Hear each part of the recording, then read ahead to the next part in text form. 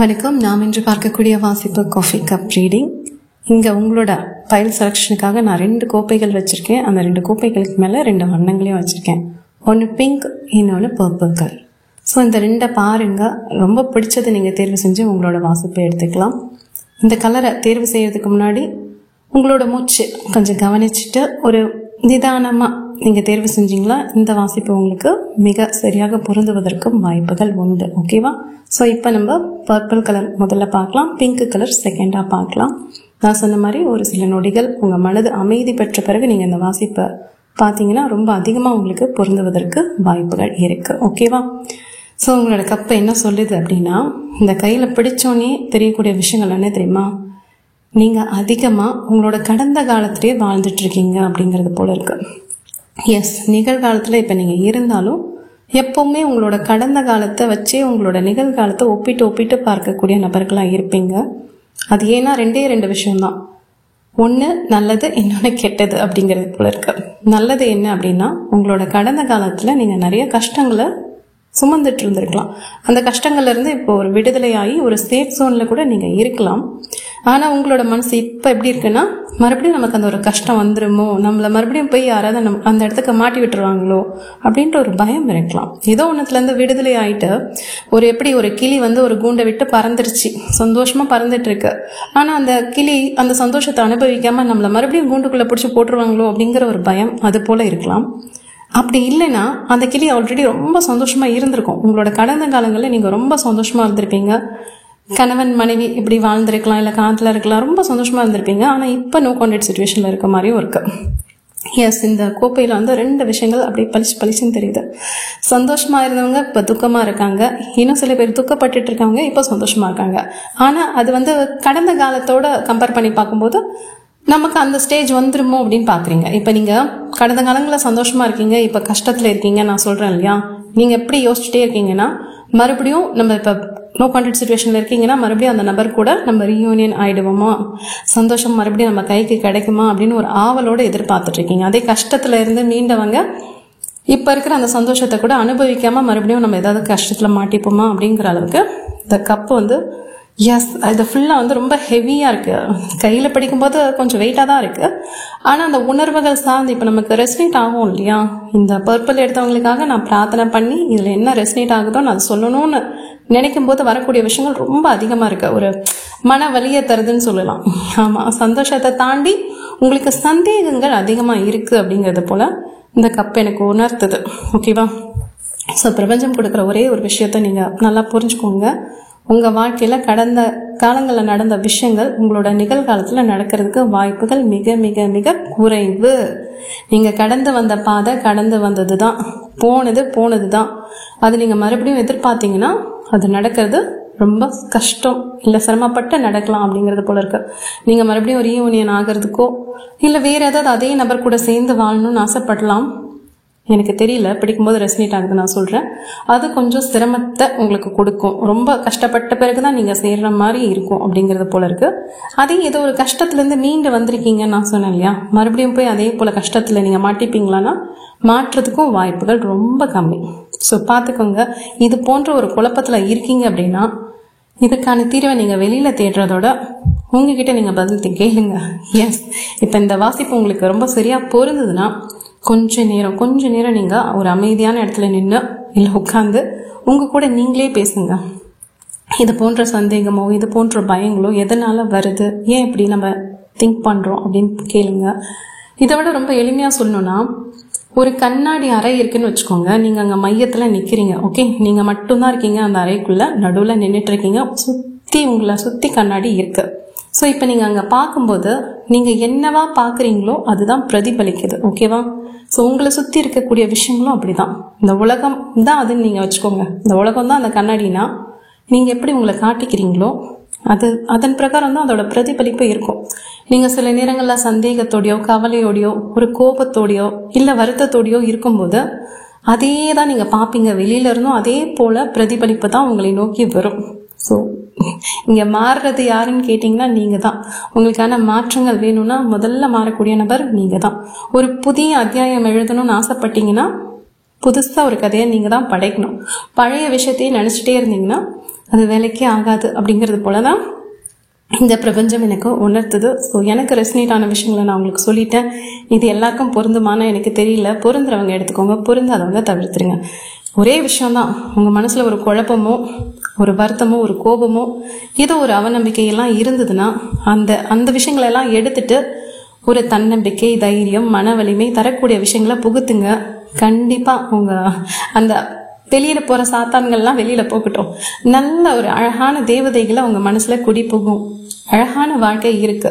பயங்கள் வேண்டாம். போனதை நினைச்சே வருத்தப்பட்டுக்கிட்டு இருக்கிறத விட நமக்கான விஷயங்கள் என்ன, நமக்கான நன்மைகள் என்ன, அதை நம்ம சேகரிக்க ஆரம்பிச்சாலே சிறப்பா இருக்கும், ரொம்ப சிறப்பா இருக்கும். சில நேரங்கள்ல உங்களுக்கு பயம் வருது அப்படின்னா உங்களோட எதிர்காலத்தை நினைச்சு ஏதாவது ஒரு பயம், இது சூழ்நிலையா இருக்கலாம், இல்ல மனிதர்களை நினைச்சு கூட நீங்க பயப்படலாம். ஆனா அந்த பயம் வருவதற்கான காரணம் என்ன, எங்க இருந்து அந்த ஆணி வேர்ல இருந்து அந்த பயம் ஏன் வருது? சரி, நம்ம பயப்படக்கூடிய விஷயங்கள் நடந்துட்டா நம்ம எப்படி கையாளுவோம்? நடந்துட்டா எப்படி கையாளுவோம்? சில நேரங்கள்ல நம்ம பயப்படுறது எதுவுமே நடக்காம கூட போகலாம்.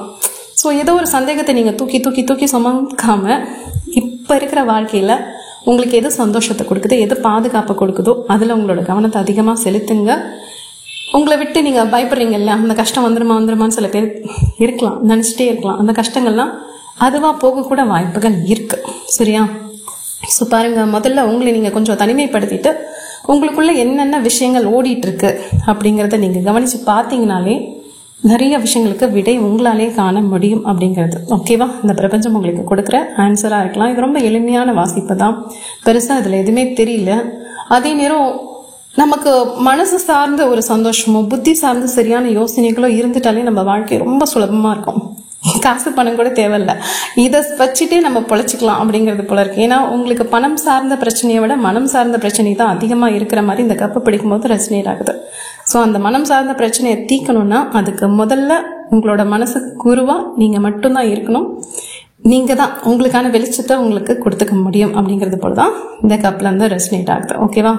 சொல்லிட்டேன். யாருக்கு எது பொருந்ததோ எடுத்துக்கோங்க, பொருந்தாதவங்க தவிர்த்துருங்க. நன்றி. வணக்கம். பிங்க் கலர் செலக்ட் பண்ணவங்களுக்கான காஃபி கப் ரீடிங் தான் நம்ம பார்க்க போறோம். எப்படி இருக்கீங்க? பிங்க் கலர் செலக்ட் பண்ணவங்களே நல்லா இருக்கீங்களா? எஸ், நானும் ரொம்ப சூப்பரா இருக்கேன். சரி, உங்க கப் என்ன சொல்லுதுன்னு பார்க்கலாமா? கனவு மெய்ப்பட வேண்டும் அப்படிங்கிறது போல உங்களோட ஆசைகள் இருக்கலாம். இந்த கனவு மெய்ப்பட வேண்டும்ங்கிறது எடுத்தோன்னா ரெசனேட் ஆன விஷயம். ஒருவேளை உங்களுக்கு கவிதைகள் படிக்கலாம் அப்படிங்கிறது போல இருக்கு.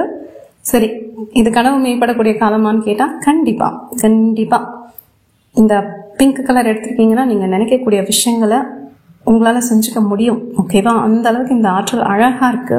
நான் இங்க கனவுன்னு சொல்லியிருக்கேன் இல்லையா? கனவுல 2 விஷயங்கள் இருக்கு. ஒண்ணு நமக்கானது, இன்னொன்னு நமக்கு அல்லாதது. நமக்கானது அப்படின்னா அது நம்மளோட சந்தோஷத்தை கெடுக்காதது, நம்மளுக்கு பாதுகாப்பை கொடுக்கறது, நம்மளோட வளர்ச்சிக்கு உறுதுணையா இருக்கிறது. இன்னும் சிலது, நம்ம ஒரு நல்ல வழியில போயிட்டு இருக்கோம் அப்படின்னா இந்த தேவையில்லாத கனவுகள், பகல் கனவுகள்லாம் கண்டு நம்ம போகக்கூடிய வழி தடுமாற்றத்துக்கு உள்ளாகி போக வேண்டிய இடத்துக்கு போகாம அப்படி ஒரு தடுப்பு ஏற்பட்டு அங்கேயே நிக்கிறது அப்படிங்கிறது போல இருக்கு. ஸோ உங்க விஷயம் என்னன்னு பாத்தீங்கன்னா, உங்களுக்கு உதவாத விஷயங்கள் இருக்கும் இல்லையா? நம்ம வாழ்க்கைக்கு சில விஷயங்கள்லாம் தேவையே இல்லை. இது எண்ணங்களா இருக்கலாம், மனிதர்களா இருக்கலாம், ஏதோ ஒண்ணு உங்களோட வளர்ச்சியை தடுக்கக்கூடிய விஷயங்கள் இருக்கு அப்படின்னா நீங்க அதெல்லாம் அகற்றிட்டாலே உங்களுக்கான பாதை உங்களுக்கு தெரியும் அப்படிங்கிறது போல இருக்கு. எனக்கு தெரிஞ்ச இந்த பிங்க் கலர் எடுத்தவங்களுக்கு பணம் சார்ந்த பிரச்சனைகள் இருக்கலாம். ஸோ எதிர்காலத்துல ஒரு செழிப்பான எதிர்காலம் வேணும், பணம் சார்ந்து நான் ஒரு சுதந்திரத்தை உணரணும் அப்படின்னா அதற்கான விஷயங்கள் என்ன அப்படின்னு பாருங்க. சில நேரங்கள்ல உங்களுக்கு ஒரு உடல் சார்ந்து ஏதாவது உபத்திரங்கள் ஏற்படும் வாய்ப்புகள் இருக்கு. இப்ப நீங்க பிங்க் கலர் எடுத்திருக்கீங்கன்னா உங்களோட உடல் சார்ந்து நீங்க ரொம்ப பாதுகாப்பா இருக்கணும் அப்படின்னு சொல்லுவாங்க. ஆரோக்கியம் சார்ந்துன்னு சொல்லுவாங்க இல்லையா? ஸோ உங்களோட ஆரோக்கியத்துல அதிக கவனம் கொடுக்க வேண்டிய காலமா இருக்கு. அதே நேரம் கனவுகள், உங்களோட ஆற்றல்ங்கிறது நல்லா இருக்கு. ஓகேவா? அந்த ஆற்றல் கெடாத வண்ணம் நம்மளோட விஷயத்துக்காக மட்டுமே கொடுத்துக்கணும். மற்ற விஷயத்த கவனிக்க ஆரம்பிச்சோம்னா நமக்கு சில தடைகள் வரவும் வாய்ப்புகள் இருக்கு. ஸோ உங்க மனசுல நீங்க எதை அதிகமா யோசிச்சுட்டே இருக்கீங்களோ அது உங்களை அடையுமான்னு கேட்டா அடையும். நீங்க அதிகமா யோசிக்கக்கூடிய விஷயங்கள் என்ன? உங்களுக்கு பயன் தரக்கூடிய விஷயங்களை பத்தி அதிகமா யோசிக்கிறீங்களா, இல்ல பயனற்ற வீணான மனிதர்களை பத்தி அதிகம் யோசிக்கிறீங்களா அப்படின்னு பாத்துக்கோங்க. ஏன்னா சில நேரங்கள்ல இதுல ஒரு சில எதிர்மறையான ஒரு விஷயமும் எனக்கு ரெசனேட் ஆகுது. சரியா? அதனாலதான் நான் திரும்ப உங்களுக்கு இதை சொல்லிட்டு இருக்கேன்.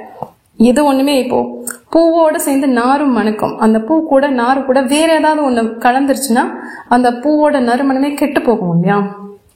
அது போலதான் இப்போ உங்களுக்கு ஒரு அழகான ஆற்றல் இருக்கு, என்ன நினைக்கிறீங்களோ அது உங்களால செஞ்சுக்க முடியும். அப்படிங்கிற போது நம்ம நல்ல விஷயத்தை எண்ணணும்.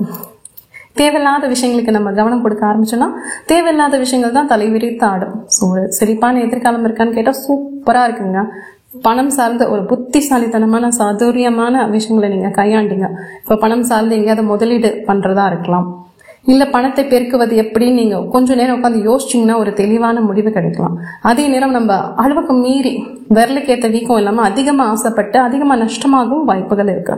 ஸோ உங்களோட நீங்க எடுக்கக்கூடிய முடிவுகளை வச்சுதான் உங்களோட எதிர்காலம்ங்கிறது கட்டமைக்கப்படுகிறது. ஒரு பாதுகாப்பான எதிர்காலம் வேணும்னா நீங்க எல்லா விஷயத்திலுமே கவனம் கொடுக்கணும். உறவு சார்ந்தும் சரி, உங்களோட பொருளாதாரம் சார்ந்தும் சரி, உங்களோட நீங்க மனசுக்குள்ள நினைக்கிறீங்கல்ல, நீங்க நினைக்கக்கூடிய விஷயங்கள் சார்ந்தும் சரி, எங்கேயுமே எந்த ஒரு தீங்கு தரக்கூடிய நபர்களோ இல்ல அது போன்ற விஷயங்களோ இல்லாம இருந்ததுன்னா அடைய வேண்டியது, நீங்க உங்க வாழ்க்கையில என்னென்ன அடையணும்னு ஆசைப்படுறீங்களோ அதெல்லாம் அழகா அடைஞ்சிடலாம் அப்படிங்கிறது போல இருக்கு.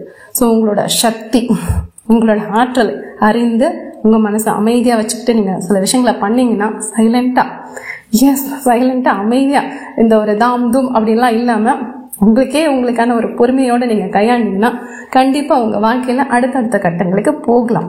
சில நேரங்கள்ல நம்மளோட பேராசையோ இல்ல ஏதோ ஒரு குறுக்கு புத்தியோ தொல்லை கொடுக்கும். அதை நம்ம கண்டுபிடிச்சி அந்த ஒரு கிளை செடி போல நல்லா அழகா செடிகள் வளர்க்கிறோம். இந்த கிளை செடிகள் அதோட அந்த ஒரு ஆற்றல் எல்லாம் திருடிக்கும் இல்லையா? உங்களை கெடுக்கக்கூடிய சில விஷயங்களும் அப்பப்போ புத்தியில வரலாம். அதெல்லாம் நீங்க பிடிங்கி போட்டுட்டீங்கன்னா உங்களுக்கான வளர்ச்சி அபரிகிதமா இருக்கும். அப்படிங்கிறது போலதான் உங்க கப்பு சொல்லுது. அதே போல ஆன்மீகம் சார்ந்து உங்களுக்கு அதிக ஈடுபாடு இருக்கக்கூடிய நபர்களா இருப்பீங்க. யோகா பண்ணலாம், தியானம் பண்ணலாம், நாம ஜபம் பண்ணக்கூடிய நபர்களா நீங்க இருப்பீங்க. இப்ப நீங்க அதெல்லாம் பண்ணலன்னா பண்ண ஆரம்பிங்க. கண்டிப்பா இதுக்கு இப்போ உங்களோட வாசிப்பு இந்த பிங்க் எடுத்தவங்களுக்கு இறை ஆற்றலோட துணை அவசியம் தேவை. இது இறை ஆற்றலும் இல்ல, உங்களோட ஆற்றல் கூட உங்களுக்கு துணை புரியலாம். ஆனா அந்த ஆற்றல் கெடாத வண்ணம் நீங்க பாத்துக்கிட்டீங்கன்னா ரொம்ப ரொம்ப ரொம்ப சிறப்பா இருக்கும். அப்படிங்கிறது போலதான் உங்களோட வாசிப்பு வந்திருக்கு. ஓகேவா? யாருக்கு பொருந்ததோ எடுத்துக்கோங்க, பொருந்தாதவங்க தவிர்த்துங்க. நன்றி.